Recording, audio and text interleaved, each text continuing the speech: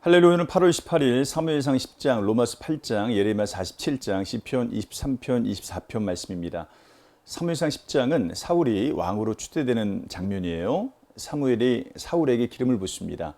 그리고 몇 가지 예언과 당부를 합니다. 예언은 이루어지고 당부는 잘 지켜줍니다.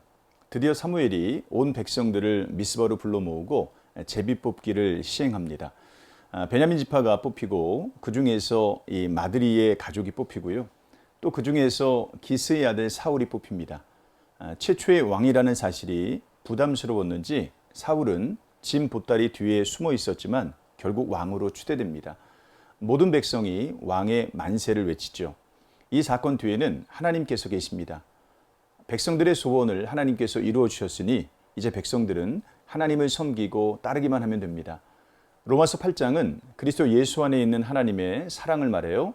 율법은 죄를 드러냈지만 그리스도 예수 안에 있는 자에게는 정죄함이 없습니다.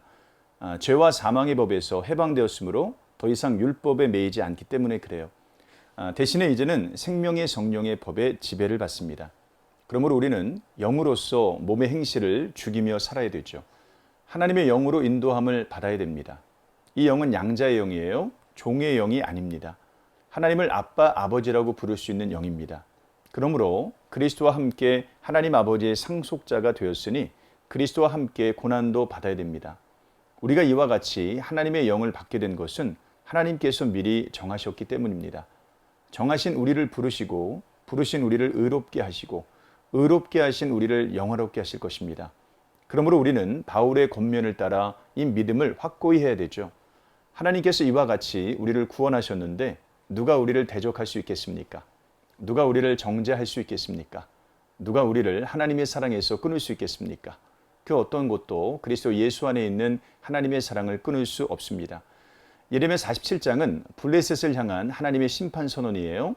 블레셋도 북쪽에서 일어나는 물에서 유린을 당할 것입니다. 즉 바벨론에게 파멸을 당할 거예요. 블레셋이 강하여 이스라엘을 괴롭힐 수 있었던 것이 아닙니다. 하나님께서 그렇게 사용하셨기 때문이죠. 때가 왔으므로 이제 블레셋은 그 죄의 대가를 받게 될 것입니다. 모든 것은 하나님의 뜻대로 움직입니다. 시편 23편은 선한 목자가 되시는 하나님을 노래합니다. 하나님께서 목자가 되시니 부족함이 없습니다. 그분은 푸른 풀밭과 실만한 물가로 인도하십니다. 사망의 음침한 골짜기에서도 함께 하십니다. 평생 동안 인자하심과 선하심으로 따라다니십니다. 하나님께서 우리의 목자가 되시니 우리는 안심할 수 있습니다. 시편 24편은 강하고 능하신 하나님을 노래합니다. 땅의 모든 것이 주의 것입니다. 하나님은 온 세상을 당신의 것으로 통치하십니다. 자연 만물만이 아니라 전쟁도 하나님께 속해 있습니다. 하나님은 강하고 능하십니다. 전쟁에 능하십니다. 그분은 영광의 왕이세요. 그러므로 여호와를 찾는 자, 하나님의 얼굴을 구하는 자는 복을 받고 의를 얻습니다. 하나님은 참 좋으시니 그분께 가까이 나아가십시다. 그분을 섬깁시다. 좋은 일이 일어날 것입니다.